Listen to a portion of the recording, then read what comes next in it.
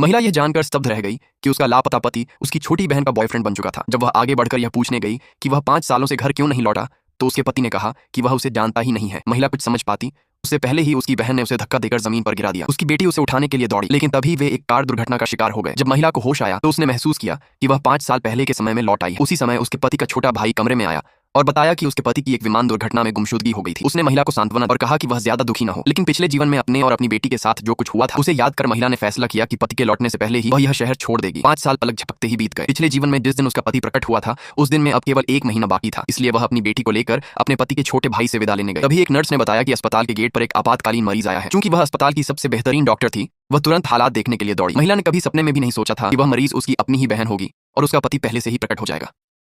वह आदमी अपनी गर्लफ्रेंड को बचाने की भीख मांगने लगा। महिला घबरा गई और अपनी बहन का ऑपरेशन करने से इनकार कर दिया। जैसे ही वह आदमी उसे दोष देने ही वाला था, उसके छोटे भाई ने उससे पूछा कि वह पिछले 5 सालों से कहाँ था।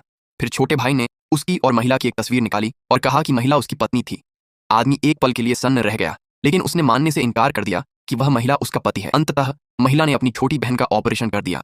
जब बहन को पता चला कि महिला ने उसकी जान बचाई है तो वह घमंड से भर गई।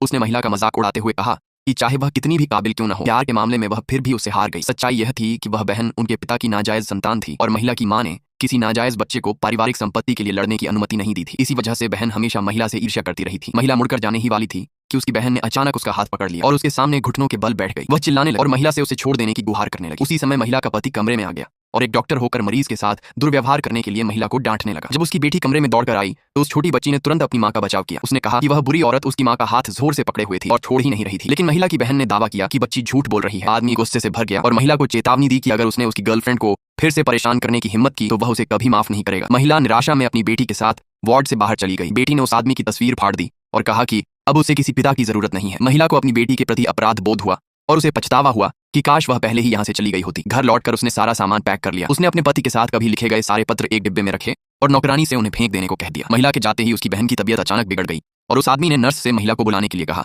ताकि वह ऑपरेशन कर सके, लेकिन नर्स ने बताया कि महिला ने पहले ही इस्तीफा दे दिया है। बेबस होकर वह आदमी उसे ढूंढने उसके घर पहुंचा। जब नौकरानी ने उसे देखा तो वह भावुक हो गई। फिर उसने उसके हाथ में वह डिब्बा थमा दिया जिसे वह अब तक संभाले हुए